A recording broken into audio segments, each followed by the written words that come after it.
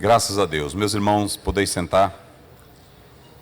Nós queremos cumprimentar todos os pastores na paz do Senhor. Amém? Eu quero louvar a Deus pela vida do pastor desta igreja, louvar a vida pelo pastor presidente também da convenção, pastor Zé Carlos de Lima, louvar a Deus pela vida dele, pelo trabalho à frente da Umadene, a todos os pastores presidente de convenções aqui presente, aos pastores que auxiliam, aos pastores que servem na obra de Deus. Deus abençoe a cada um. É um prazer, uma alegria poder estar aqui com os obreiros, em nome do Senhor Jesus. As esposas dos pastores também estão aqui, Deus abençoe a cada uma delas, né? É muito importante o trabalho das mulheres na obra de Deus. O apóstolo São Paulo, ele valorizava muito as mulheres. Ele passa um capítulo inteiro só, Romanos 16, agradecendo as mulheres que fizeram um trabalho com ele. E um dos homens mais cultos, que fazia quase pareia com Paulo, Apolo, foi instruído por Áquila e Priscila, né? E quando Paulo diz, eu quero que vocês honrem a Febe, ele estava dizendo, tirem o chapéu para ela. Então, Paulo ele escreveu um capítulo, lá em Filipenses 4, ele também tem o prazer de saudar Evódia e Sintique, né? Duas companheiras que ele diz, muito me ajudaram no trabalho do Senhor Jesus. Então, nós louvamos a Deus pela vida das servas do Senhor. Queridos, às vezes a gente escuta muitos pastores citarem Spurgeon, citarem Lutero, mas se vocês pegarem a biografia dele, de homens que falam mais correto sobre eles, esses homens sobreviveram por causa das suas mulheres, né? O Lutero sofria de uma depressão muito alta, muito grande, e a esposa dele, a Catarina, ela ajudou grandiosamente. Se não fosse ela, o Lutero não teria desenvolvido bem o seu ministério. Ela ajudava. O Spurgeon ficava de cama semanas e semanas. Ele tinha lúpus, ele tinha outras doenças, conforme alguns falam, alguns historiadores. Mas a esposa dele teve uma época que ele estava em uma crise no seu ministério, e de tanta crítica ele ficou quase desanimado para pregar. E ela escreveu um cartaz e colocou próximo à cama. Toda vez que ele ia dormir, ela incentivava ele com um versículo para ele voltar a não temer aos críticos. Então tem essas mulheres que Deus ajuda, né? E eu estou aqui, a minha está ali, né? E a gente vive no ministério, primeiramente Deus, e em segundo lugar, nós sabemos da importância da esposa na nossa vida. Deus abençoe as missionárias, as esposas de pastores. Queridos, aqui o pastor Esdras, o Esdras Cabral, ele é escritor, ele é daqui, é membro desta igreja e é um abdicado servo do Senhor para as Sagradas Letras, escrevendo, pregando, ministrando para casais, e esta igreja tem esse talento aqui. Pastor Esdras, ele traz aqui o essencial da teologia, como sendo uma obra com mais de 300 páginas, para abençoar obreiros, líderes, estudiosos das Sagradas Escrituras, e para ter mais uma importância do conhecimento acerca da Palavra de Deus, da Bíblia Sagrada. Então, ele está lançando essa obra que visa fazer um esboço e um apanhado histórico da teologia. Ele faz as definições, o que é teologia exegética, dogmática. Ele pega aqui algumas correntes teológicas, como o bartianismo, arminianismo, a visão de grandes teólogos. Ele faz a citação de 12 grandes teólogos do cristianismo que contribuíram para o bem da obra do Senhor Jesus. Há muita gente que gosta de criticar o estudo teológico, mas deixa eu dizer uma coisa, nós não estaríamos aqui se Deus não tivesse levantado homens para preservar a tradição da igreja. Tudo que nós temos hoje foi preservado por homens de Deus que eram sérios nas Escrituras. Quando você pega Orígenes, Lutero, quando você pega grandes historiadores na teologia, eles preservaram isso aqui, mantendo a fé da palavra de Deus. Então, é muito importante que o pastor, o líder, claro que você tem que saber de onde você vai comprar, de onde você vai buscar essa fonte. E o pastor Esdras, ele está trazendo essa obra que o caro leitor pode se apetecer, se alimentar dessa obra que ele traz aqui para nós. Depois vocês podem falar com ele ou procurá-lo aí no Instagram, e a obra dele está à disposição aqui, hoje, para os obreiros. Deus abençoe. Queridos, nós vamos abrir as nossas Bíblias, sem delongas, nós vamos meditar no versículo 37, 38, desse texto bíblico, de São Mateus. Ontem nós falamos sobre esses versículos, falamos sobre Jesus Cristo trabalhando, entrando para a região da Galileia. Hoje nós vamos finalizar, porque ontem à noite nós falamos sobre a vinha, trabalhando na vinha. Então hoje nós vamos finalizar, e eu quero ser um pouco mais lento hoje, no sentido da exposição, para que os pastores possam nos acompanhar também, e vendo esse versículo 37, 38. Então disse aos seus discípulos: a seara é realmente grande, mas poucos são os ceifeiros. Rogai, pois, ao Senhor da seara que mande ceifeiros para a sua seara. Muito bem, hoje nós vamos trabalhar sobre trabalhadores que Deus envia. Vamos dizer juntos, só para despertar? Trabalhadores que Deus envia. Mais uma vez, vamos lá? Trabalhadores que Deus envia. Muito bem, antes de nós continuarmos a nossa palestra, a nossa aula, ontem eu falei apenas de um ponto do que nós estávamos falando. Quem nos acompanhou ontem sabe muito bem, pela parte da manhã nós falamos sobre obreiros que a seara precisa. Hoje nós vamos falar sobre trabalhadores que Deus envia. Falamos os tipos de obreiros que Deus não precisa na obra dele, e nós falamos que Deus envia obreiros que são ativos, e demos o exemplo de Jesus. Quando Mateus, o Evangelho de Mateus, registra essa passagem bíblica, o alvo é de instrução. Se os senhores observarem bem, o Senhor Jesus aqui, ele está fazendo instrução aos discípulos. O pastor João da Paz, ele falou sobre a questão da expansão. Então, na época de Jesus, não estava tendo expansão. Claro, não estava tendo.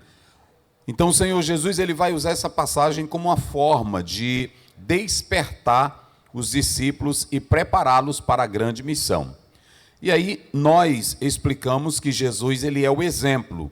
Como é que ele é o exemplo? E percorria Jesus toda a Galileia. Falamos que Jesus era carpinteiro, falamos que Jesus pregava, ensinava e curava. Ou seja, Jesus era um homem de ação. E mostramos que nenhuma atividade parava a comunhão, a oração com Jesus Cristo no trabalho orando ao Pai. Então, Jesus, apesar de todas as atividades, Jesus, apesar de toda a sua ação, ele não deixava de orar. Ou seja, o obreiro precisa ser ativo. Esse é o primeiro ponto do que nós falamos ontem. Faltou eu falar 3 verbos importantes no verso 36. Eu quero só, antes de entrar no nosso texto, vamos observar aí verso 36. Diz assim: vendo a multidão, o que foi que ele teve? Ele teve o quê? Compaixão. Vamos dizer bem forte, só para despertar o sono. Vamos lá, ele teve o quê? Compaixão. Essa palavra aí no original, ela quer dizer intestino. A ideia grega é essa daí, é intestino. Só que está falando aí da sede das emoções. Fala de rins, coração, fala das veias, fala de tudo. Quando a Bíblia diz que Jesus olhou a multidão e teve compaixão, está falando que ele foi impactado emocionalmente pela situação do povo. Não pode trabalhar na seara obreiro que não sente a dor do outro. Não pode trabalhar com gente, obreiro que não sente o sofrimento do outro. Se ele for duro demais, se ele é daquele tipo de obreiro que diz, eu não estou nem me importando, a igreja pode ficar vazia, mas eu sendo fiel a Deus é o que importa. Não é bom assim. Porque aí ficar vazio, só ele para o céu, não adianta. É bom a casa ficar cheia também, não é isso? Então, essa ideia de que o obreiro, ele, na verdade, ele é duro, e aí os crentes saem da igreja. Não. Eu li um livro que diz assim, o grande líder é aquele que as pessoas seguem. Você nunca vê em momento algum Jesus sem pessoas. Aonde Jesus estava, a casa enchia. Se você pegar Mateus 9, a Bíblia diz que Jesus chegou, a casa encheu. Na multiplicação dos pães, ele passou 3 dias pregando e não deu pão. Aí um dia ele chamou os discípulos, olha, o pessoal já estão 3 dias comigo e eu não dei nada. Ou seja, eles ficavam com Jesus. Então, todo o tempo a multidão apoiava Jesus. E a gente fala isso, mas o sustento do obreiro é o Senhor Deus através da multidão. A Bíblia diz, e não mataram a Jesus porque temiam o povo. Se você pegar o próprio texto de Mateus 14, até autoridades ferozes tinham medo de tocar em João Batista por causa do povo. Quem nos apoia é o povo. O pastor não vive sem povo. O provérbio diz que aonde não há gado no curral é sinal de pobreza. Então, se o obreiro não tiver gente no ministério dele, é sinal de que o ministério dele não está prosperando. E essa é a ideia da seara. Há um teólogo que ele diz o seguinte, todas as vezes que Deus falou da igreja dele, ele nunca falou da igreja dele como qualquer coisa. Ele fala da igreja da vinha, ele fala da igreja dele como noiva, ele fala da igreja dele como seara, ele fala da igreja dele. Pode pegar todas as figuras da Bíblia falando da igreja, que só fala de ideia de multiplicação. Só da ideia de multiplicação. Então, quando você se volta para Jesus, a Bíblia diz assim, sentiu grande compaixão. Ou seja, só que a compaixão dele mexeu com ele em tudo. Mexeu com a cabeça, mexeu com os rins, mexeu com o fígado, mexeu com tudo. Então, obreiro que a estrutura dele não mexe para a obra, não tem como ele ser obreiro atuante na obra de Deus. Jesus não era um turista, Jesus não era um pregador itinerante. Não. Jesus era um ser que sentia a dor do outro. Se eu não sentir a dor do outro, eu vou pregar numa festa simplesmente porque eu quero mostrar que eu tenho conhecimento naquele projeto.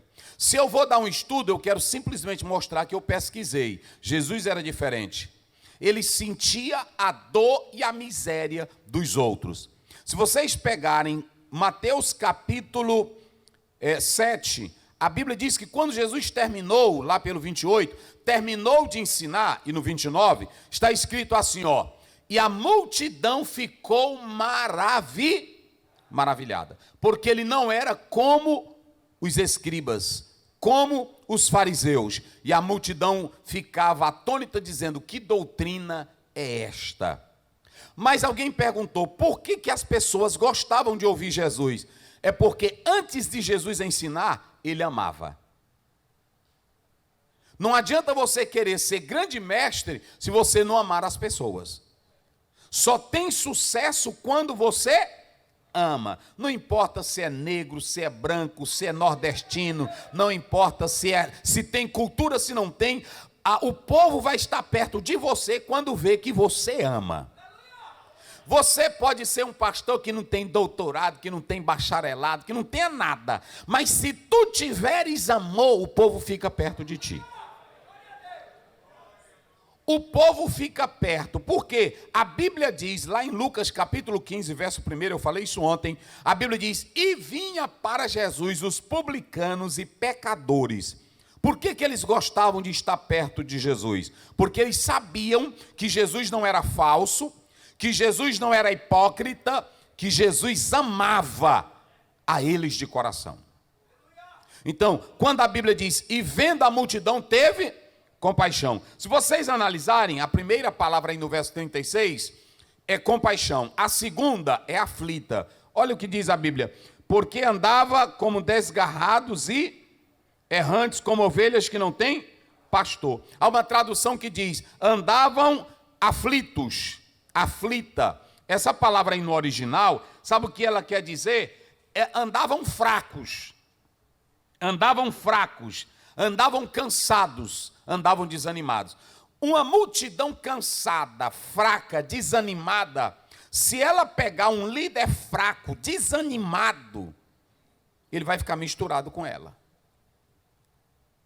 Mas além de estar fraco, o texto diz que essa multidão estava exausta. E se você analisar esse verbo ripto aí no original, quer dizer lançada no chão, prostrada, acabada. E sabe quem foi que acabou com essa multidão aqui, todinha com essa seara? Os senhores já sabem. Quem foi que jogou essa multidão no chão, arrasada, cansada? Quem foi que jogou essa multidão no chão, essa multidão que não se levantava e que estava cansada? Vamos lá, os senhores participem conosco. Quem jogou ela para ficar desse jeito? Os escribas e fariseus. Se você pegar Mateus 23, a Bíblia diz assim, eles atam, está lá no versículo 3 e 4, eles atam coisas pesadas demais, que nem com o dedo eles querem movê-los. Mas eles empanturraram o povo de tanta tradição judaica, que jogaram aquela gente no chão. E quando eles jogaram no chão, a multidão ficou exausta, cansada, acabada, fria. Lamentavelmente, senhores, deixa eu dizer uma coisa aqui. Hoje eu ando pelo Brasil e eu vejo muitos templos grandes. Alguns vazios, outros com 10 pessoas e outros, quando você vai para o culto parece um funeral. E o povo está cansado, até os hinos da harpa, eles são xoxos. Não tem vida. Porque, às vezes, você diz assim, o diabo está ali. Não. Quem está dirigindo lá é um pastor. Mas, às vezes, a comida que ele está dando é cansativa. É enfadonha. Tem deles que tem tanto entendimento, que o povo, quando olha para ele, só vê entendimento, não vê vida. Quando tem vida, aquilo que você diz da palavra, faz o coração do ouvinte arder, e ele vê Deus na tua vida, e você glorificar a Deus. Eu vou dizer uma coisa, meus irmãos, hoje tem luta, todo dia é problema na política, é problema de depressão, é problema de opressão, é problema de dor, é problema de luta, é problema de casamento, é problema de filho. Aí quando ele vem no domingo para a igreja, ou no culto de doutrina, vem cansado, aflito, exausto. E ele procura encontrar no líder que está na igreja algo que lhe coloque de pé. E quando a multidão, Jesus olha para a multidão e vê ela acabada, exausta. Ele vê ela, sabe como? Olhem para cá. Ele diz assim, e viu como ovelhas que não tinham o quê? Ah, agora vamos dizer isso bem forte. Viu como? Que não tinham o quê? Mais forte, viu como? Que não tinham o quê? Agora prestem bem, a ovelha é um animalzinho dócil, ovelha não bota banca, ovelha não dá pinote, ovelha não dá chute, mas a ovelha é o único animal que, se ela perder o caminho de casa, ela não sabe voltar. A ovelha é um animal que, se ela olha para o lobo, ela fica só assim, ela não corre.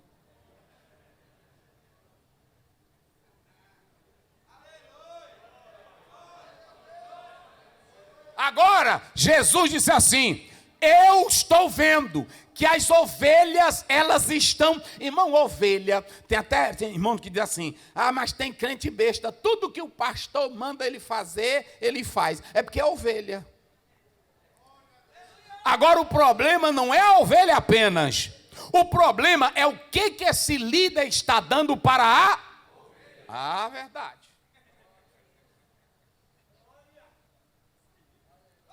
O problema é que às vezes o próprio líder está matando a ovelha. Cansada, a bichinha já chega no culto morta. E ele termina de matar. A Bíblia diz, não apagarás o pavio que fumega. Eita glória! Quando Jesus chegou, tinha gente que dizia, eu não vou mais não, minha gasolina está acabando. Tinha uns que chegavam, só tinha um pouquinho de fumaça. E tinha outros que já eram cana quebrada. O ministério de Jesus não era para matar ovelhas. Ele matava lobo. Ovelha não. Aí a Bíblia diz, não apagarás o pavio. Pronto. Tem irmão que já diz, pastor, eu estou aqui, eu estou mole assim na fé. Pois olha, meu irmão, se tu continuar com essa moleza, tu vai para o inferno. Aí o irmão, estou ruim. E aí o pastor ainda vem com essa. Eita, pastor, eu estou mole. É, meu filho, Pois vamos para Efésios 6:10. Fortalecei-vos no e na força. Pastor, eu estou aqui me acabando, sem ânimo para ir para a igreja. O que é que eu faço? 2 Timóteo 2:1. Fortifica-te na graça. Aí quando o irmão sai dali, rapaz, o pastor está certo. Eu vou me fortificar. Quando Jesus olhou para as ovelhas, ele teve compaixão. E quando ele teve compaixão, olha o que diz a Bíblia. Ele diz, vendo as ovelhas, ele viu a multidão. E era como ovelhas que não tinham pastor. E por que ele sentiu compaixão? Porque a ovelha, escutem essa, pastores. Eu falei aqui que a ovelha é dócil. A ovelha, o que você botar para ela comer, ela come. Eu vou dar um exemplo aqui. Está o pastor Zé Carlos, que é pregador, está o pastor Ziel, que prega. Mas um crente vai ouvir um pregador na televisão. Ele pode ser o mais instruído. Quando ele começa a ouvir aquele pregador, ele diz, olha, é mesmo. Rapaz, quantos dos senhores não já viram que quando vem um pregador de fora, lá na minha igreja acontece, que tem dia que eu fico, meu Deus, eu ensino tanto a esses crentes. Aí quando dá fé, ele faz uma zoadinha. Dia desse até disse para os obreiros lá, meu. Eu disse, rapaz, eu prego aqui direto, vocês. E aí tem dia que eu estou pregando, vocês não dão glória a Deus. Aquele irmão veio e fez uma zoadinha, tu falou língua, tu pulou.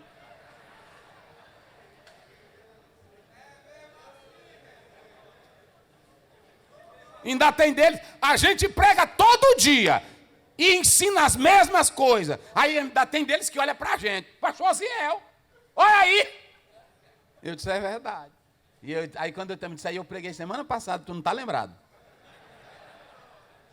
É porque é ovelha.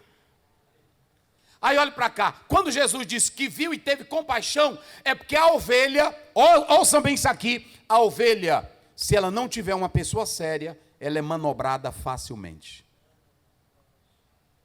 Ela é manobrada facilmente. Por isso que Jesus diz, eu tenho compaixão dela. A multidão, olha, multidão sem liderança é massa de manobra. Crente sem o ensino bíblico de verdade é massa de manobra. Agora eu tenho certeza de uma coisa, um pastor que prega a Bíblia e que põe um alimento na mesa. A ovelha, ela pode olhar, mas ela diz, não, aqui eu tenho pasto, aqui eu tenho alimento, aqui eu tenho direção, eu vou ficar no meu pasto. Pode aparecer o movimento que quiser, mas quando ela tem um bom pastor, João 10, as minhas ovelhas ouvem a minha voz. Então, seguindo agora aqui para o texto que nós lemos, trabalhadores que Deus envia. Nós devemos entender que a obra, que a seara, ela é do Senhor. E por que nós devemos atentar para os trabalhadores que Deus envia? Isso é muito interessante. E eu quero que os senhores me escutem bem nessa parte aqui, que eu quero trabalhar com os senhores. O texto diz: rogai ao Senhor da seara.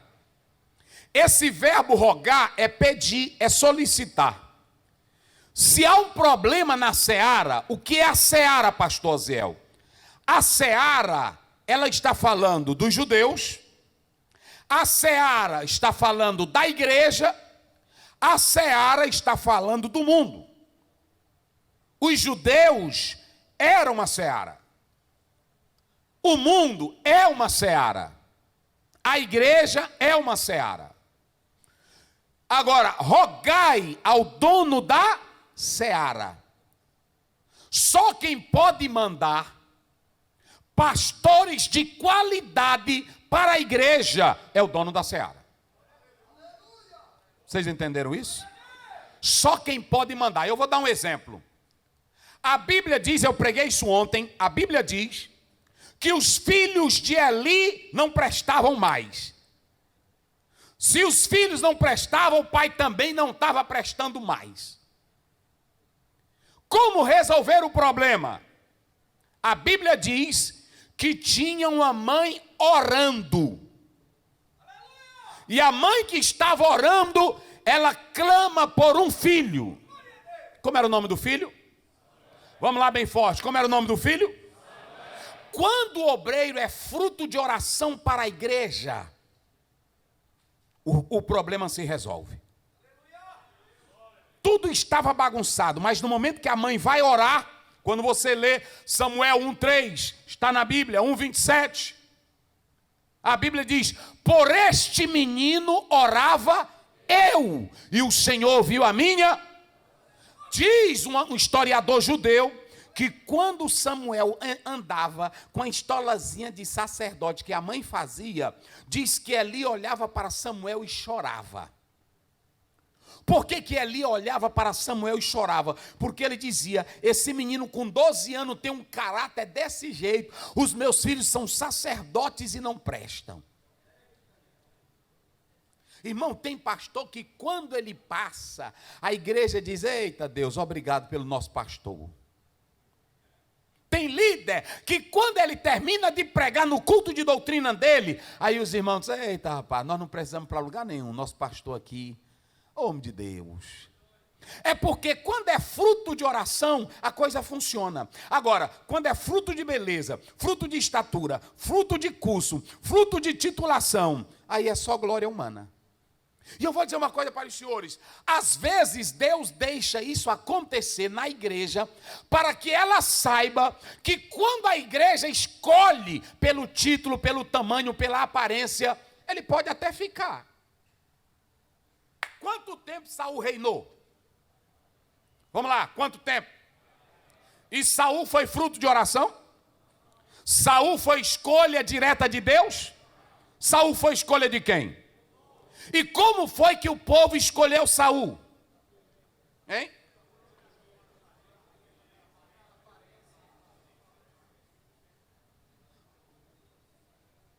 Olha, ouçam bem, deixa eu dizer uma coisa para vocês.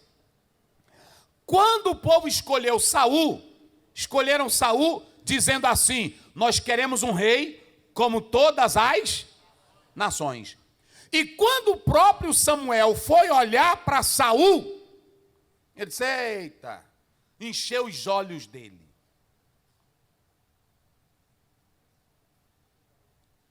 Aí a pessoa, eu louvo a Deus porque a igreja Assembleia de Deus é uma igreja, o pessoal lá fora diz assim: tem que ter um movimento que agrega todo mundo, que dê apoio para todo mundo, que não faça discriminação. É a Assembleia de Deus. Aqui tem pastor branco, tem pastor preto, tem pastor bonito, tem pastor feio, tem pastor culto, tem pastor que fala errado, tem pastor, tem de todo jeito. Mas ele entra onde eu entro, ele senta onde eu sento, ele glorifica do jeito que eu glorifico. E ainda tem mais, a Bíblia diz que nós vamos estar juntos com Abraão, Isaque e... Agora prestem bem atenção, é porque na escolha de Deus é pela oração. E quando você vai para 1 Samuel 16, 7, e disse o Senhor a Samuel também: tu não atentas para a aparência, nem para a altura da estatura, porque o Senhor não olha como homem vê, ele olha para o coração, ele sabe o que está dentro de ti. Nós às vezes podemos escolher pela beleza, pelo título. Um pastor estava sentado dentro de um ônibus, aí pegou, eu não vou citar o nome dessa igreja com respeito a ela, aí ele pegou anúncio: procura-se um pastor, experiência de 10 anos, que tenha doutorado em teologia, curso de psicologia, que tenha uma boa oratória. Aí o pastor foi lendo, depois ele escreveu no final: não é igreja, é empresa. Porque a empresa é que diz: procura-se um candidato. Igreja não se procura líderes, igreja roga por líderes. Quando eu falei ontem, Moisés, tem obreiro que diz, e até teólogos, Moisés não preparou um substituto. Quem é de nós que prepara substituto? Eu vou fazer uma pergunta aqui para os senhores. Quem de nós prepara um pastor para receber fuxico? Não, se tu souber, pastor, eu sei lidar com fuxico. Eu tenho a receita. Quem já leu um livro, Como o Pastor Pode Enfrentar Fuxico na Igreja? Quem já leu um livro, Como o Pastor Pode Enfrentar Traíras na Igreja? Nenhum de nós tem receita pronta. É por isso que quando você lê Números 27, 16, Moisés disse assim: o Senhor Deus de todo espírito, dono de toda vida, coloque um homem nesta congregação. Quem deve colocar é Deus, porque quando Deus te coloca, que tu sabes que Deus te escolheu, é assim, que tu sabe que Ele te mandou, pode ter o cara feia, pode ter o fuxiqueiro, pode ter o falador, pode ter a mentirosa, pode ter os grandões que olham com cara feia, mas Deus diz, como disse para Ezequiel: é casa rebelde, mas tu estarás no meio deles, e eles saberão que ali tem um profeta de Deus. Então, se vocês atentarem para isso, é muito importante. E eu vou mostrar na Bíblia. Quando você abre Atos capítulo 13, 1 a 3, a Bíblia diz: na igreja de Antioquia, aí começa: havia profetas e havia doutores. Agora eu faço uma pergunta aqui aos senhores: qual foi o método que a igreja usou para o Espírito Santo selecionar um homem na obra dele? Vamos lá, diga bem forte, foi o quê? Agora, os senhores sabiam, deixa eu dizer uma verdade aqui: nós somos o povo que mais prega que Deus é quem escolhe, que Deus é quem bota, que Deus é quem coloca, que Deus é quem... E aí, na hora que Deus abre uma porta para alguém, tu é o primeiro a dizer não. Eu não vou usar de falsidade, irmão, vou dizer aqui a verdade. Eu, pretinho velho, pequeno, nunca tinha tomado conta de um campo, como Davi, só mesmo catando pedrinha lá no ribeiro. Aí, o pastor, que era pastor presidente lá da convenção, ele disse assim: eu senti de Deus que o homem que deve assumir essa igreja é o pastor Oziel. Quem deve assumir esse campo é o pastor Oziel. Todos os pastores, inclusive a mesa, muitos disseram: não, é novo, é menino. E a gente prega que Deus usa menino. Rapaz, nós somos o povo que eu não entendo, não. Deus usa menino, Deus olha, aí tal. Aí quando o pastor disse, eu quero colocar ele, aí todos não foram a favor.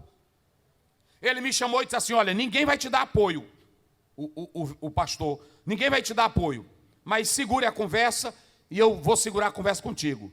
Eu disse, tá bom, meu pastor. Aí ele disse, vá na minha terra amanhã, eu quero falar com você. Eu fui. Quando eu fui lá para a terra dele, antes de eu sair, a caixa d'água encheu, e aí ela encheu tanto que o forro caiu, aquele forro PVC. Aí eu disse, eu vou tirar essa água aqui. A minha esposa me ajudando, eu tirei a água. Aí ela disse assim, olha, você suou muito, tome um banho e troque a camisa. Aí vá. Aí eu tomei um banho, troquei a camisa e fui. Quando eu entrei na terra dele, que eu me sentei do lado dele, comecei a conversar com ele, aí ele disse, é de Deus você ir. Eu disse, mas assim, o senhor, ele disse, é de Deus. Quando Deus disse que era para entregar para ti, eu tive uma visão contigo. E a camisa que tu estava,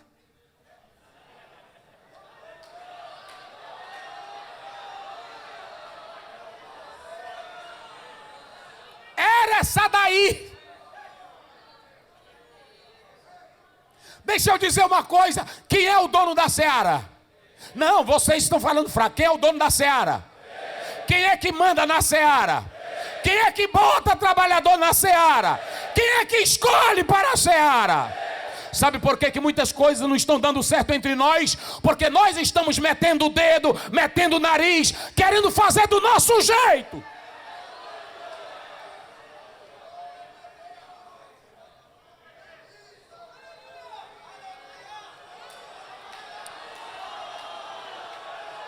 Quem pode levantar as mãos e dizer, eu ainda creio que Deus escolhe?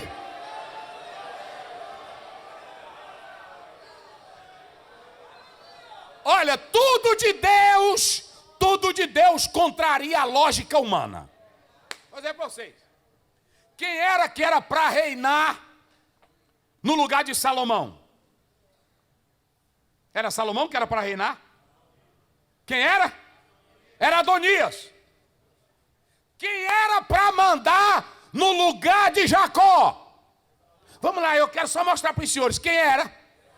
Era Esaú, sim ou não? E quem era para ser colocado no lugar de Salomão? Era Adonias. Eu pergunto, Deus mudou tudo ou não mudou? Deus mudou tudo ou não mudou? Então a lógica de Deus é outra. É por isso que quando você vai para 1 Coríntios capítulo 3, verso 9, Paulo diz assim, de Deus nós somos tu é só cooperador. Uma igreja sem um pastor, ela vai ser massa de manobra, mas ela cresce 20 a 30%.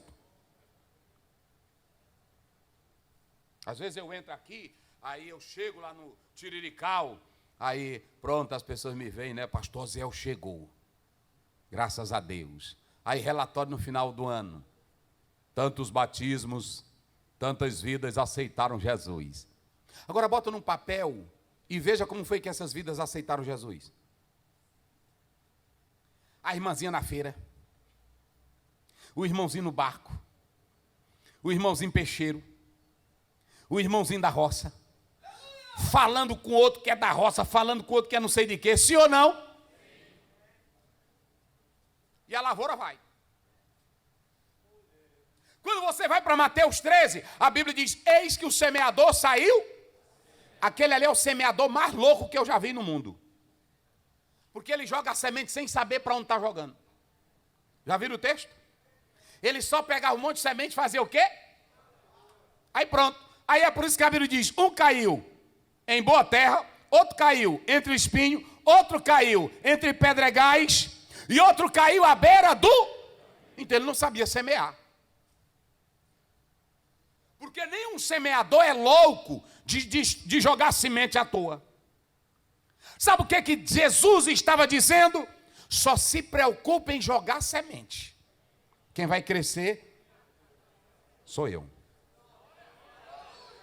Não entre com o peito aberto.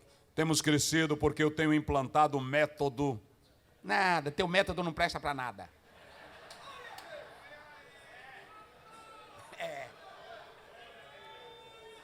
Cheguei agora do States e eu fiz um curso de como aumentar a igreja, como prosperar a igreja.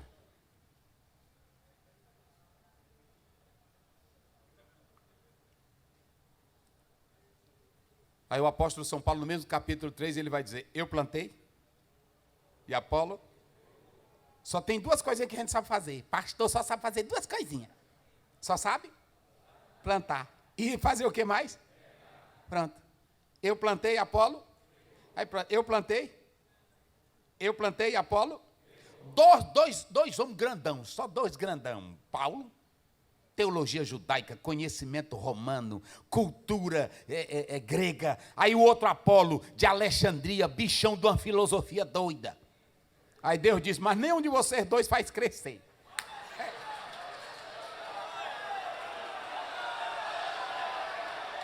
Quem glorifica a Deus? Vire aí para o pastor, com todo respeito, vire aí para ele, vire aí para o pastor que está do seu lado e diga, meu pastor, o senhor não faz crescer.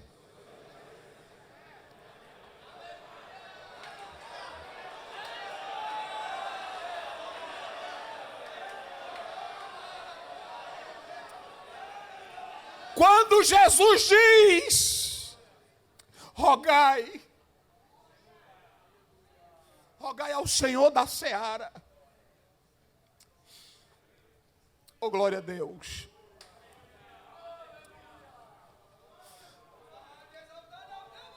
Peca uma igreja, peca um líder quando incentiva a fazer montinho, fazer abaixo-assinado para tirar um líder. Agora eu vou dizer uma coisa para os senhores. Uma igreja que se põe em oração 24 horas para Deus arrancar. Deus arranca ou não arranca? Deus tira ou não tira? Deus tira. Então deixa eu dizer uma coisa para os senhores. A palavra seara é colheita. A palavra seara, ela fala de trazer, separar. E eu quero dizer uma coisa para todos aqui. Nós falamos que era a nação de Israel, falamos que era a nação. Jesus disse em Mateus 13, Mateus 28, 19 e 20, o campo é o mundo, fazei discípulos de todas as nações. Mas Jesus diz assim, grande é a seara. Aí o que ele diz agora? Vamos lá. Poucos são o quê? Tem uma Bíblia aí dos senhores. Quem tem a palavra trabalhadores? Leia aí.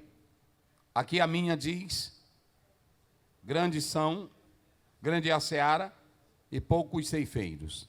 Como é que é? Tem alguma aí outra tradução? Como é que diz? E mande trabalhar. Aquela ali é a melhor tradução. É a melhor tradução. Ergatas é a palavra grega. Ainda que esteja falando da seara, mas ali ele estava falando de um termo que era usado circularmente.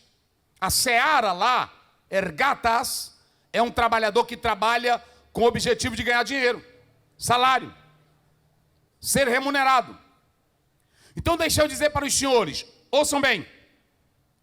Quando Jesus disse, rogai para que mande trabalhadores, essa é a expressão melhor. Por que trabalhadores? E por que seara? Deus não disse assim, Jesus não disse assim, rogai ao Pai, para que ele mande trabalhadores. Ele usou a palavra seara. Vamos fazer uma exegese aqui, só para vocês saberem, como todos vocês sabem fazer exegese. Quando você olha a palavra seara, o que vem logo na tua mente? Hein? Eu não estou entendendo. Campo, não é isso? Eu vou mudar a palavra. Quando você olha para uma roça, o que vem na tua mente? Hein? Lavoura? Pronto, ali. Quando você olha para uma roça, quando olha para uma roça, o que você vê logo nela? Trabalho. Quando você olha para uma vinha, vê o quê? Trabalho. E quando olha para uma seara? Por que Jesus não usou a palavra púlpito aqui? Os púlpitos são muitos. Vamos lá. Por que Jesus não usou a palavra gabinete aqui?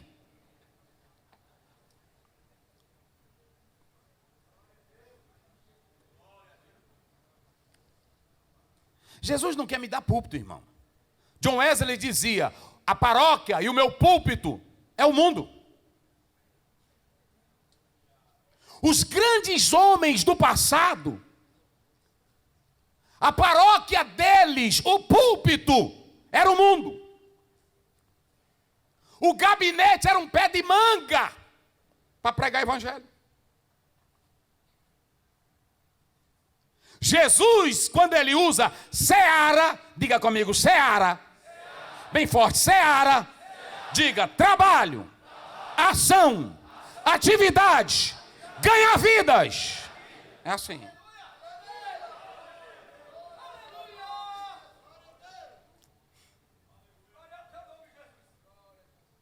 Mas é claro que eu não estou sendo contra. Mas há um autor que tem um livro, me esqueci o nome dele agora. Ele fala sobre a videira. Ele fala sobre a videira e a treliça. Quando você planta uma videira, aí quando você planta um pé de tomate também, para as ramas não se atrapalharem, o que você coloca? Uma vara, não é isso? A vara serve para quê? Mas eu pergunto, a vara é o pé de tomate? A vara é o tomate? Então preste bem atenção, quando Jesus faz a igreja constrói um templo. O templo é a igreja? O gabinete é a igreja? O grande problema é que às vezes eu dou mais valor à instituição do que ao organismo que é a igreja.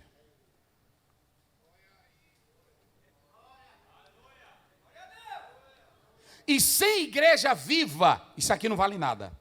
Sem igreja viva, meus seminários podem fechar a porta.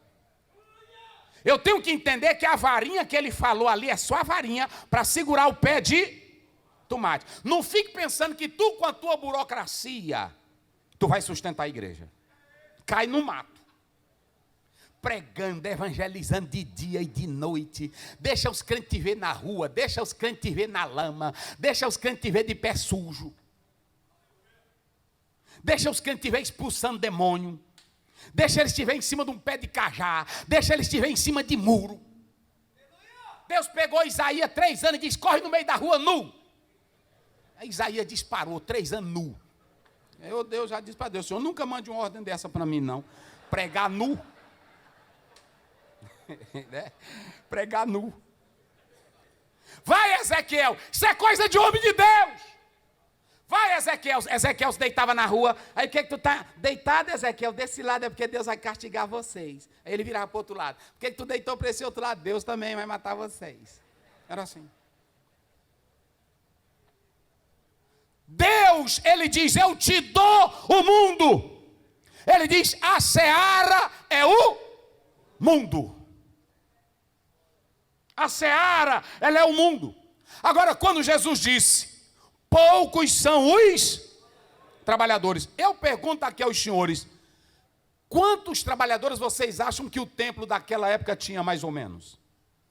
Vocês sabiam, quando a gente lê aquela passagem bíblica, lá pelo 21, que aí Jesus entra e aí expulsa os cambistas, aí a gente pensa que é o pessoalzinho que vendia lá fora. Não.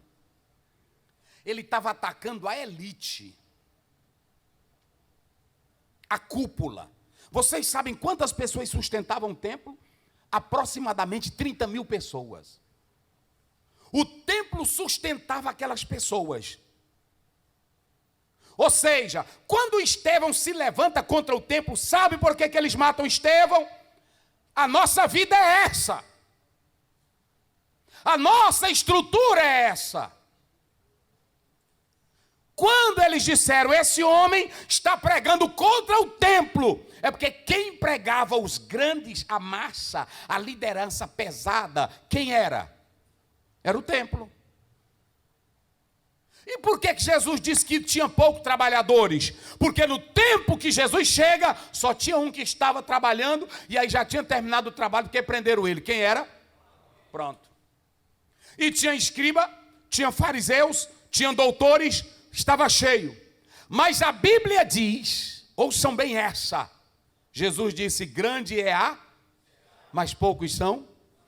Mas não tinha doutores, não tinha escribas, não tinha fariseus, não tinha saduceus, mas cada um estava dentro da seara judaica, se aproveitando daquela situação.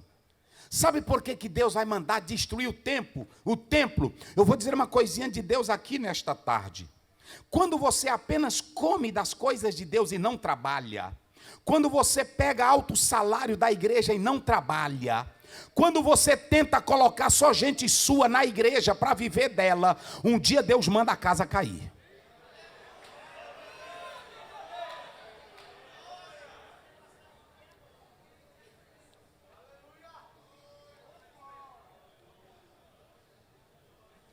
Quando nós não tiramos, Deus tira. Sim ou não? Deus tira. Aí Jesus diz, grande é a seara, mas são pouco o quê? Os trabalhadores. Nossos púlpitos estão cheios de homens, e eu louvo a Deus. Agora o Senhor Jesus, Ele não está buscando quem prega bonito, quem tem título, e nós honramos isso.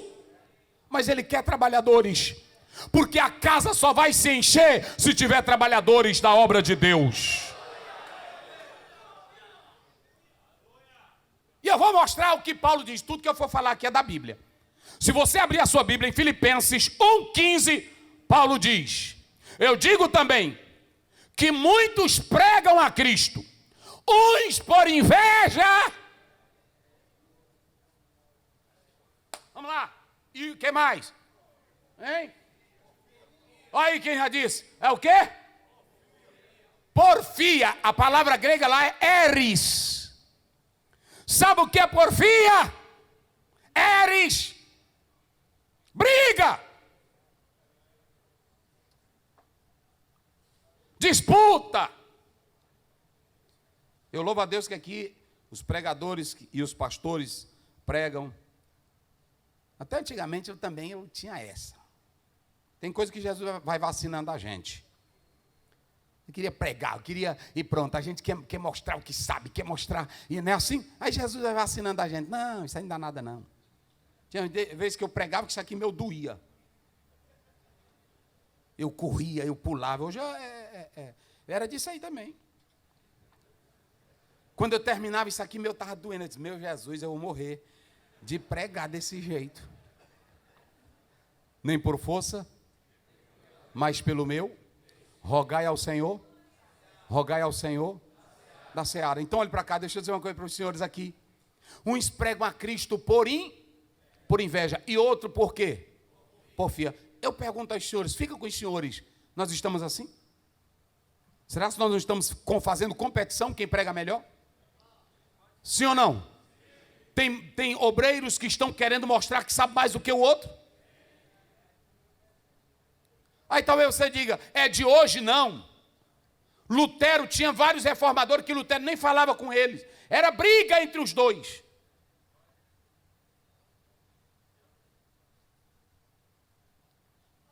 Agora a Bíblia sempre alertou. Deus não quer competidores. Senhores, os senhores sabiam que depois da Idade Média, século 17, foi que se criou mais essa ideia aqui. De nós termos plateia para ouvir grandes homens. Não tinha isso. Os homens de Deus que começaram essa obra, a plateia deles eram os pecadores.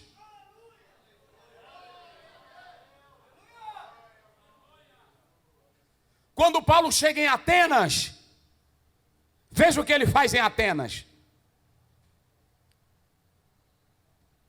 Aqui está o pastor José Carlos, aqui está o pastor de Abreu e Lima, Roberto José, né?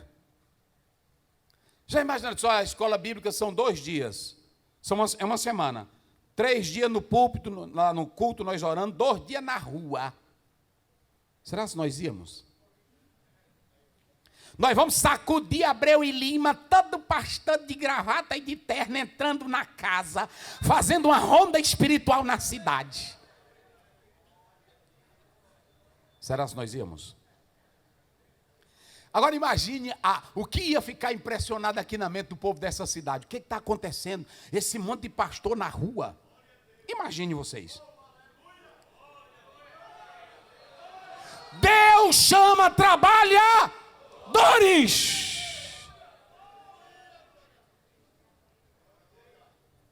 E eu vou finalizar agora dizendo o seguinte para os senhores. Quando a igreja ora pedindo trabalhadores, pela oração,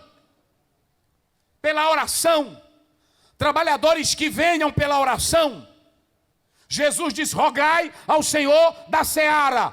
Esse verbo rogar, pedir, clamar, está junto com o verbo mandar. E aqui Jesus lança uma censura e lança um desafio. Ele lança a censura contra os fariseus, contra os escribas, e lança um desafio. E observem bem uma coisa: se há uma coisa que não tem mais, é oração por obreiros. Quem hoje já viu um crente orar, quando diz assim: a igreja vai ficar vago, o campo fulano de tal, vamos rogar ao Senhor da seara que mande um pastor para lá. Agora, e um pastor, Abiezer pregou isso aqui: manda um pastor para lá. Quem está rogando por um pastor que a igreja merece? O senhor se lembra que eu falei que Saul foi líder 40? Agora me mostre um histórico de Saul na história dele para o bem da nação de Israel. Me mostre só um. Às vezes o líder pode ficar 40 anos, 30 anos, mas quando ele morrer, não vai ficar nenhum histórico. Davi, ele foi um líder que ele conseguiu colocar o nome Israel. Até hoje o símbolo de Davi é grande. E quer saber mais? Deus disse: eu vou fazer um nome e a tua casa eu vou estabelecer. Agora pergunta os feitos de Davi. É por isso que as mulheres gritaram e cantavam: Saul feriu. Ali, irmão, elas fizeram só para não desrespeitar ele. Tem coisa que o crente faz só para não te desrespeitar.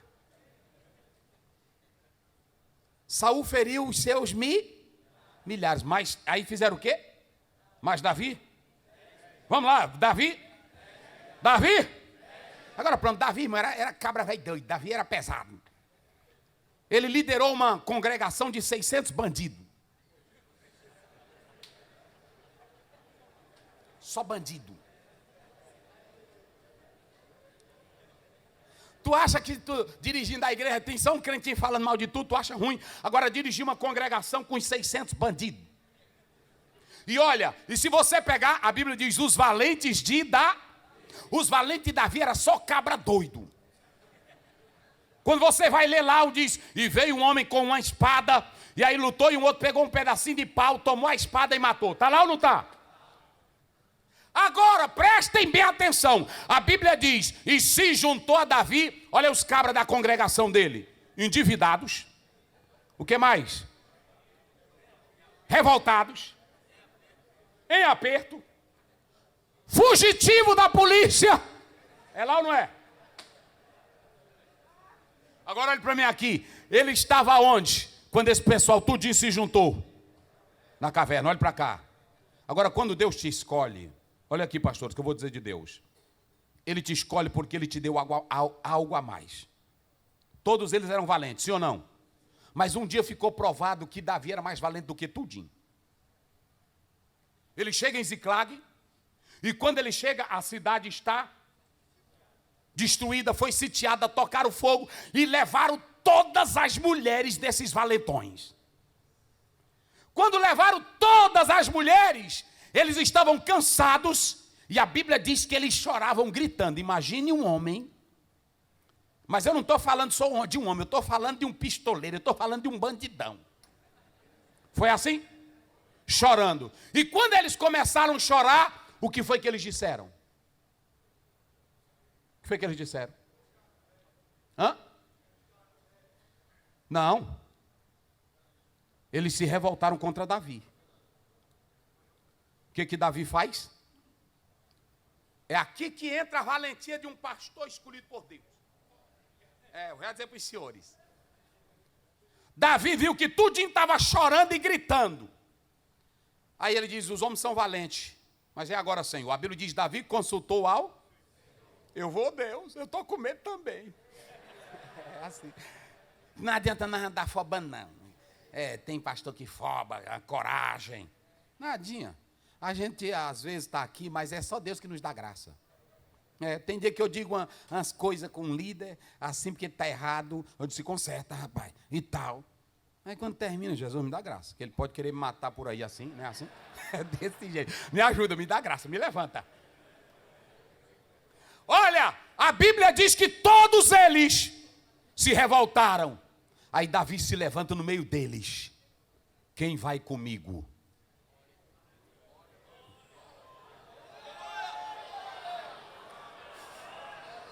Tem um valentão chorando aqui, tem um outro chorando ali. Levaram meu menino, levaram a mulher.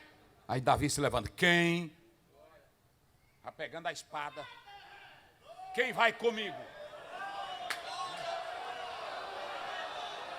Quem vai comigo? Olhe para cá. Ele não obriga. Homem de Deus não obriga ninguém. Quem vai? Comigo. Aí um levantaram, eu vou, o outro, Davi, eu estou cansado. Pois fica para carregar a bagagem. Vigia a bagagem. Aí ele foi, meu irmão. Matou tudo e lá vem Davi. Lá vem Davi. Com as mulheres dos homens. E com os meninos. Aí o guerreirozão, rapaz. O homem é o homem. Nós não somos nada não, Davi é Davi. Davi é Davi. Davi é Davi.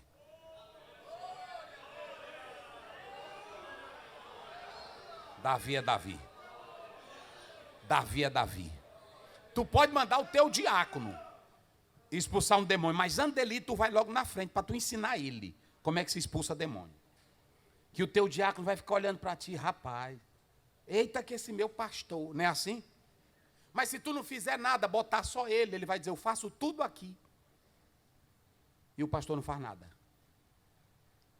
Quem primeiro que tem que ir? Esse negócio de presidente, mas é um negócio pesado. Um dia nós compramos um centro e os bandidos quebraram o centro social todinho, porque mataram um rapaz na frente e o pastor lá não teve como atender e culparam a igreja, centro de recuperação. Quebraram tudo, entraram os bandidos. E aí pronto, e aí ficou tudo, e eu tive que ir lá. E aí no meio da reunião, o pastor se levantou e disse, pastor, que era policial, eu quero dizer que eu vou lá. Eu entendi logo, ele disse, ali ele quer dizer para comer minha boia bem aqui, que eu sou fraco. Eu sentadinho na cadeira, né? Ele quer dizer que eu sou fraco. Eu disse, aquiete, rapaz. Sente. Não, eu sou policial. Não, tia quieta. Cheguei em casa, eu disse para ela ali, disse, eu vou lá. Rapaz, cuidado, eles estão... Nós pedimos para um grupo de pastor ir lá, e aí quando chegou eles pegaram o carro do pastor, quebraram, eu disse para ela, eu vou lá, é o jeito. E aí eu disse, não, se eu morrer, tu já sabe. Se tu tá com coragem, eu estou morrendo de medo. Eu disse para ela, mas eu vou.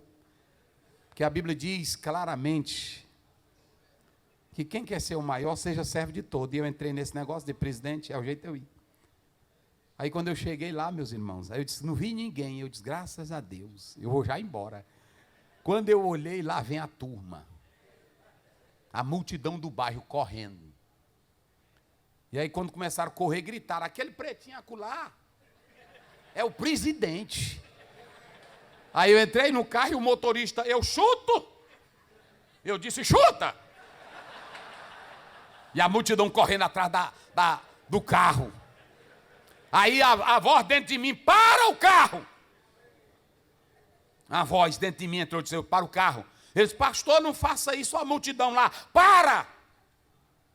Aí quando parou, ele lá veio um povo para cima. Lugar de bandido. E aí quando ele, eu já fiz logo minha posição de...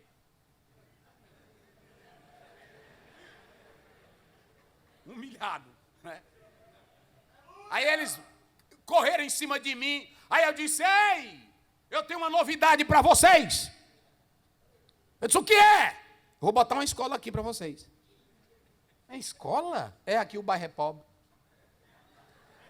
Não é verdade? Ele disse, ô pastor, aí baixaram as mãos. Eu disse, pois é verdade. Uma escola para a mulher ali aprender a costurar, aquele ali. O que a senhora diz? Aí tá bom. Então pronto, eu vou orar aqui por vocês. Só bicho ruim. Aí pronto, Senhor Deus. Aí apertei a mão, todo mundo, entrei no carro e fui embora. Aí cheguei na reunião, os irmãos, e aí pastor, resolvido a situação. Mas só Deus sabe como eu estava. Mas quem tem que ir é tu. Porque quem vai te dar graça é o Senhor Deus Todo-Poderoso. Olhe para cá, queridos. Trabalhadores que Deus envia, diga comigo, são espirituais. Jesus pegou quanto? 12. Encheu de Bíblia. Do outro lado tinha judeu, tinha escriba, tinha fariseu. Só bichão com tradição, mas não tinha espírito ali. Uma coisa é tu estudar Schaeffer, uma coisa é tu estudar Strong, uma coisa é tu estudar Calbart, uma coisa é tu estudar Karl Rahner, uma coisa é tu ler grego, uma coisa é tu ler hebraico, chegar aqui e ficar. Queridos, isso aqui é o tempo verbal, é o particípio, a voz aqui é depoente, aí os crentes vão dormir. A outra coisa é a igreja pegar um homem espiritual.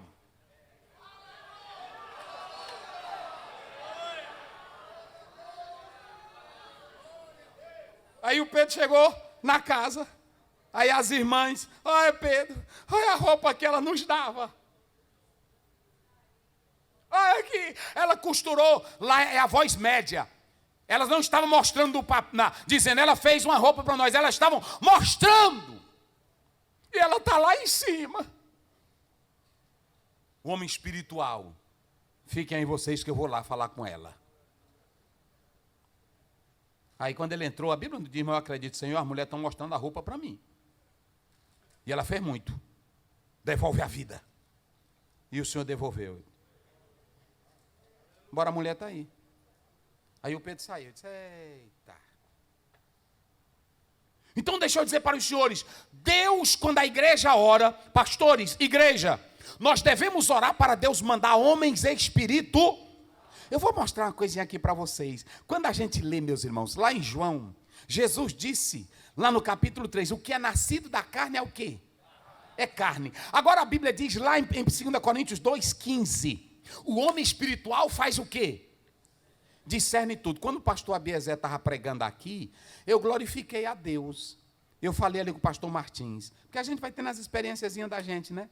Aí pronto.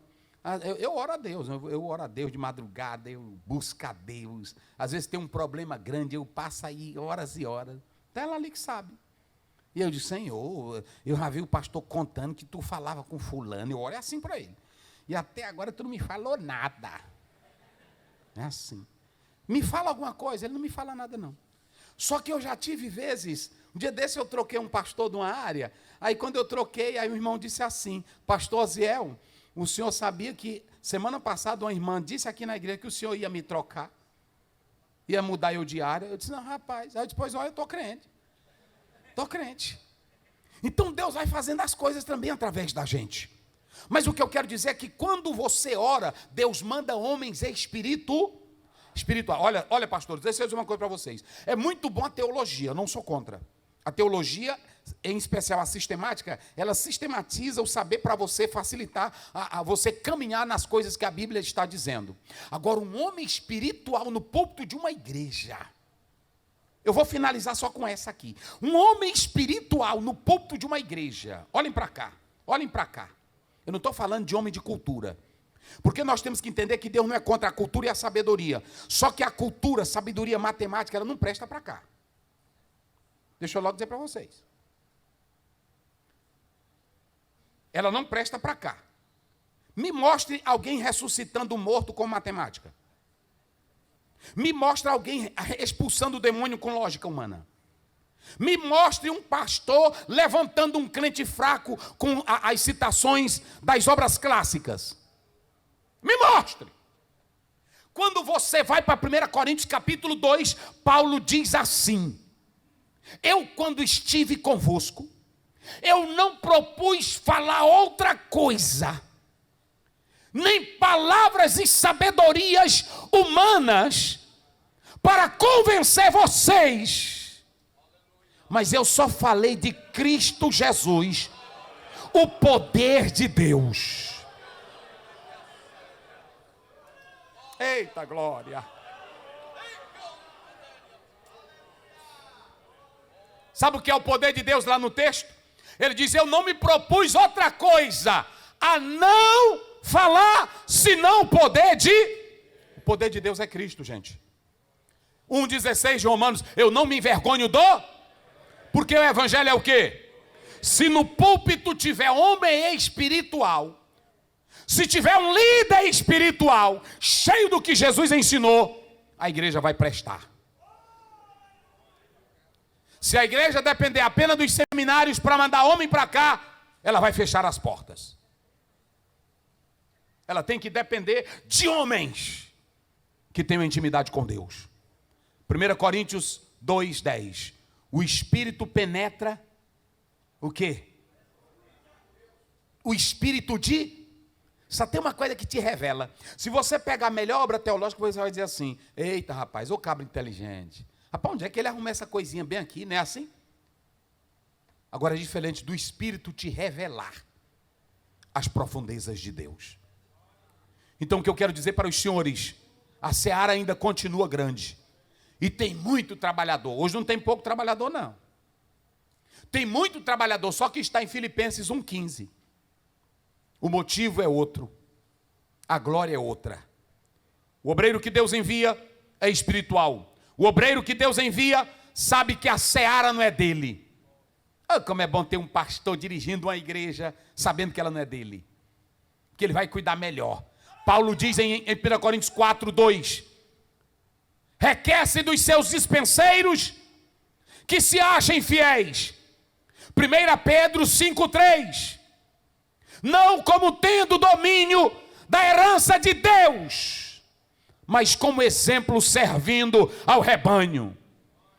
Um obreiro que sabe que a igreja tem dono, ele zela dela direitinho.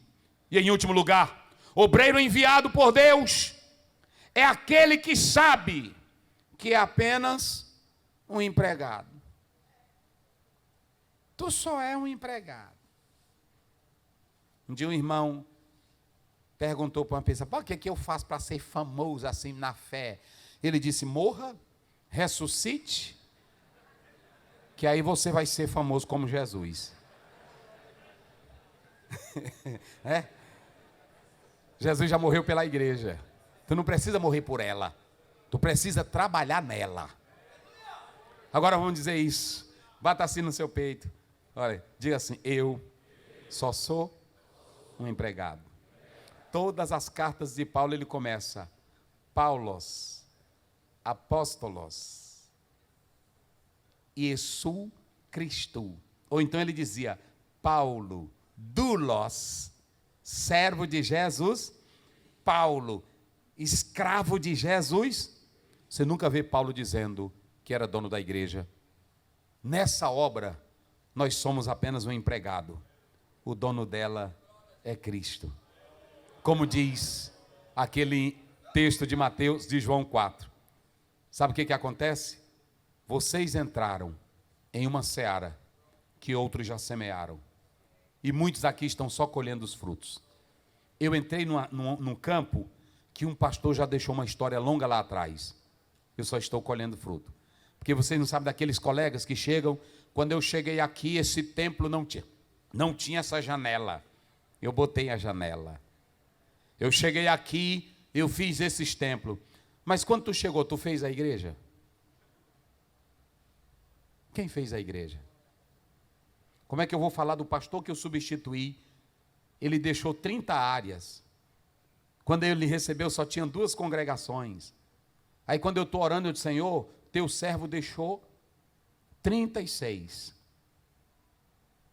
Hoje nós estamos chegando já a 100. Mas sabe o que eu quero dizer? Nunca fale do trabalho do teu irmão. Nunca fique dizendo outra coisa. Você fica dizendo: o fulano aqui não fez nada. Glorifique a Deus porque ele não fez, que agora é para tu fazer. Porque se ele tivesse feito tudo, o que tu ia fazer? Há uma pesquisa americana que diz que uma igreja, para ela ser boa, ela tem que ter pelo menos 5 pastores. Porque cada um vai deixando uma coisa e o outro vai fazendo. Então glorifique a Deus pelo aquilo que ele não fez, para tu fazer. E aí a gente depois vai cantar: semei a semente na primavera, com lágrima, choro e dor, ceifará o meu trigo com gozo, trazendo ao Senhor. Vai ser assim, diga, ó. Vezes após vezes a minha alma sente aleluia. angústia Fique de pé. e choro do semeador. Olha isso aí, ó. Mas o que semeia, tanto quanto o que ceifa, terão recompensa nas mãos do Senhor. O ceifeiro, olha aí, vai, olhe com gozo profundo. Lembre do seu ministério da tarde, do Deus que te chamou. Sabendo, aleluia, a dor que eu custou para quem trabalhou tanto no sol, meu Deus, chuva, aleluia, e com paciência, Deus, semente, diga, vez após vezes, a minha aleluia, choro do semeador. cante isso com a alma. Mas o que semeia, tanto quanto que ceifa, terão recompensa das mãos do Senhor. Olha aqui, olhe para mim aqui, olhe para mim. O pastor Joaci, que eu substituí, ele agora está de cama, ele teve um AVC. Mas ele entende. Um dia eu fui visitar ele, eu é quem dou a ceia dele todo mês. E eu fui visitar ele, e eu disse assim, lembrando dessa última parte: mas o que... Bem aí, ele semeou.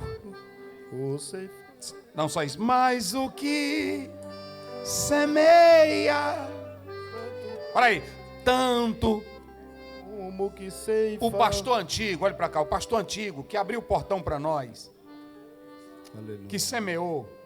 Aleluia. Que às vezes temos que dizer assim: esse menino entrou na semente, na vinha que eu plantei. Mas se eu estou colhendo o fruto bem, louve a Deus que o teu trabalho eu não estou deixando cair. Entenderam agora? Porque é ruim quando você coloca um obreiro que você trabalhou naquela vinha, fez tão bem, semeou, e ele não sabe colher o fruto que você semeou. Mas o que semeia, tanto com... E no final, nós dois vamos receber. Oh, glória! Das mãos do Senhor. Pastores, eu vou encerrar dizendo aqui: Jacó olhou para Labão e disse: Labão, eu nunca roubei uma ovelha tua. Eu pegava sol e chuva e o orvalho da noite E quando um raio matava uma ovelha, eu devolvia da minha. Eu nunca te apresentei uma ovelha com o pé quebrado. Eu nunca te apresentei uma ovelha dilacerada. Labão, eu nunca deixei o teu rebanho se perder. Mas como eu trabalhei, o Senhor Deus está fazendo eu voltar para minha casa com o meu rebanho.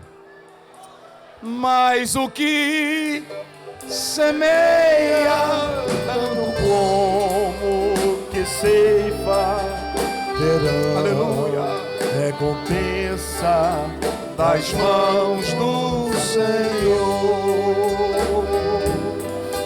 Eu quero que o senhor, com todo respeito, coloque a sua mão no ombro do colega que está ao seu lado. Oh, glória! Eu vou encerrar minha participação.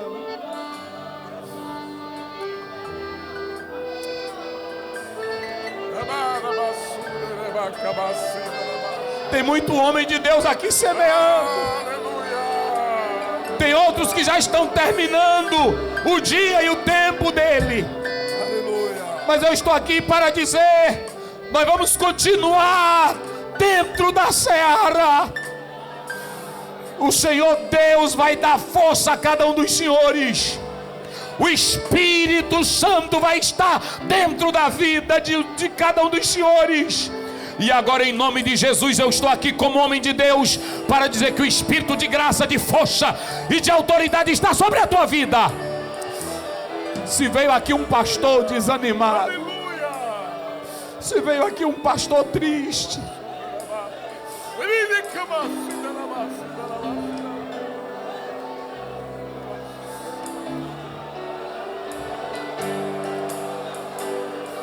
aleluia, aleluia.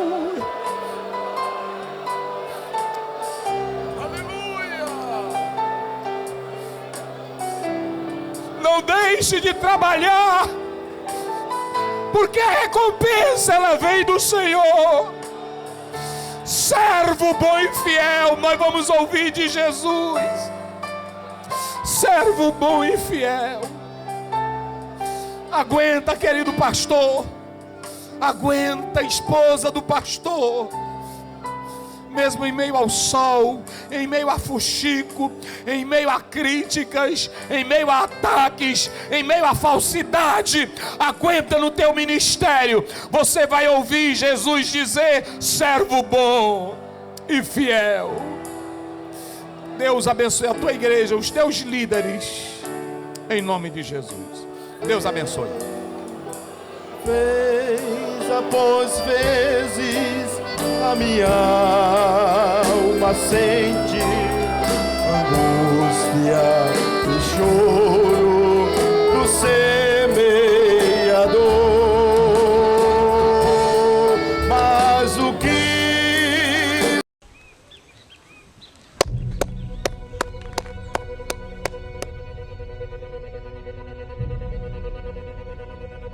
a menor distância entre dois pontos é uma linha reta. Distância é o que separa dois pontos no espaço ou dois momentos no tempo. Momentos são situações que acontecem em nossas vidas. Algumas boas, outras ruins. Coisas boas são tudo aquilo que nos trazem alegria, conforto e esperança. Alegria, conforto e esperança tem todo aquele que tem um encontro com Cristo. Cristo é o único caminho que liga dois pontos, Deus e o homem. E nós estamos todos os dias trabalhando para ser a menor distância entre você e Cristo. Somos a IEADALP. Visite um de nossos templos e receba uma palavra de Deus. Bem-vindo à sua nova vida em Cristo.